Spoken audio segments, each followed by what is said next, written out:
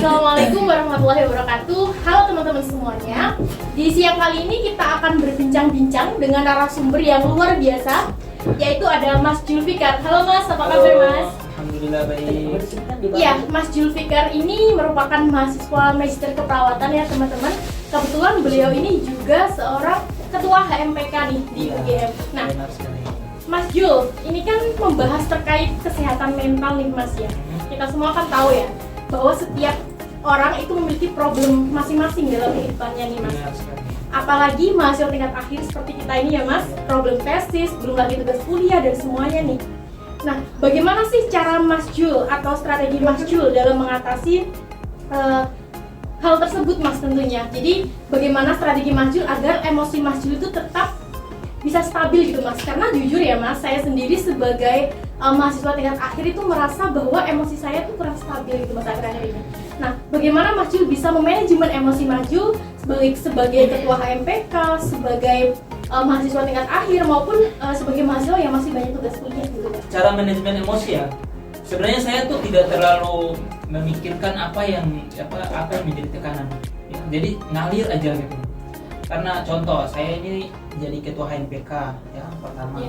Terus sudah mahasiswa tingkat akhir, terus tesis juga, terus ada mata kuliah yang memang masih ada juga di tingkat akhir ini.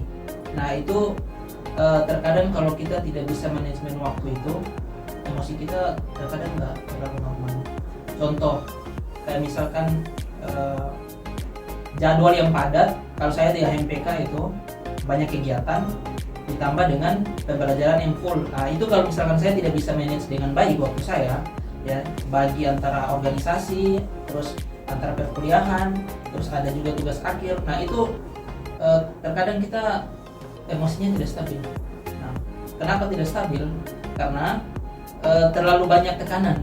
Tekanan itu tuh yang membuat kita tuh selalu istilahnya kita tuh selalu labil. Jadi kadang emosian, kadang juga enggak. Jadi itu sih dari saya, mungkin dari segi manajemen waktunya itu saya benar-benar menata. Jadi mana yang bisa diutamakan, mana yang bisa jadi dari situ. Berarti intinya untuk memanajemen emosi agar stabil itu harus manajemen waktu gitu ya Mas. Iya. Nah, bagaimana dengan seseorang yang memang mentalnya itu kurang bagus gitu Mas? Karena kan nggak semua orang itu memiliki mental yang kuat dihadapkan dengan situasi yang seperti ini gitu Mas. Iya, jadi mental ya. Kalau mental ini kan kembali ke diri masing-masing ya. Kadang ada yang memang kuat menjalani tekanan, di bawah tekanan. Ada juga yang pas mendapatkan tekanan itu kadang langsung drop.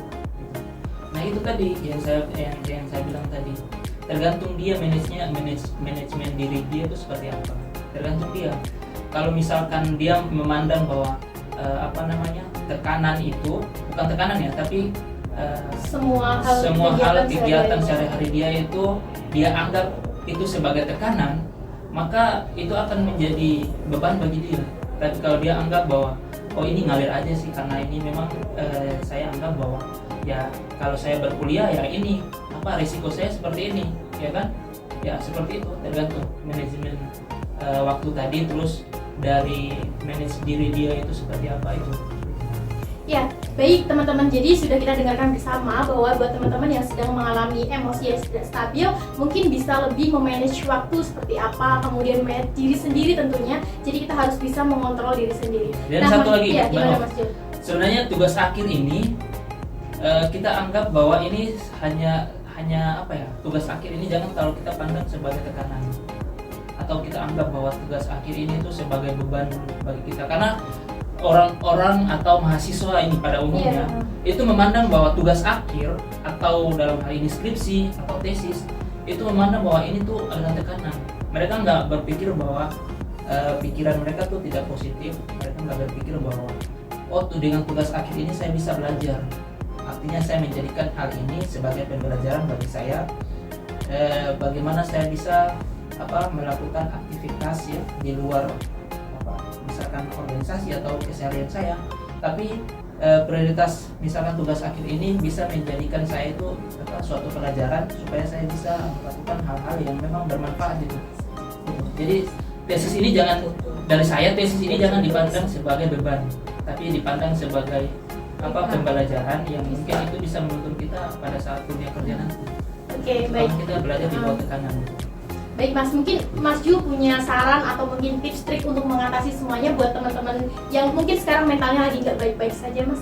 Oke, bagi teman-teman sekalian ya, terutama teman-teman tingkat akhir ya, baik S1 maupun yang sedang melanjutkan studi S2-nya ya, kebetulan saya juga melanjutkan studi S2 dan sudah di tahap akhir dan pada saat ini sudah menjalani proses tesis ya. Dan teman-teman S1 itu tadi pesan saya ya, manajemen waktu ya harus diperhatikan, harus di-manage betul-betul waktu kita dipakai untuk apa ya. Kalau misalkan ikut organisasi, dipilah-pilah mana yang lebih penting, mana yang lebih prioritas gitu. Terus itu yang pertama. Yang kedua, manajemen diri kita sendiri ya. Waktu terus manajemen diri kita juga. Jadi itu yang saya bilang tadi. Kalau diri kita itu memandang sesuatu itu seperti apa, tergantung. Kalau kita memandang itu sebagai tekanan atau arahnya ke negatif, berarti ya itu akan mempengaruhi emosi kita. Nah, kalau misalkan kita anggap itu sebagai sebuah pelajaran ya, kita pandang sebagai hal yang positif, maka itu menjadi hal yang menyenangkan bagi kita. Itu yang kedua ya, manajemen waktu, manajemen diri. Dan yang terakhir, pandanglah tugas akhir sebagai bekal kita nanti. Jadi jangan pandang sebagai tekanan. Mungkin itu dari saya. Baik, terima kasih banyak Mas Jul atas waktunya ya. Jadi semoga nanti teman-teman bisa menyadari bahwa tugas akhir ini bukan hanya sebagai beban mental buat kita semua, tetapi adalah sebagai proses buat kita kedepannya agar menjadi lebih baik lagi. Iya, betul sekali. Ya, terima kasih Mas Jul waktunya. Terima kasih. Teman-teman semuanya, kalau misalnya ada yang mau ditanyain lagi bisa tulis di kolom komentar ya. Assalamualaikum warahmatullahi wabarakatuh. Terima kasih Mas.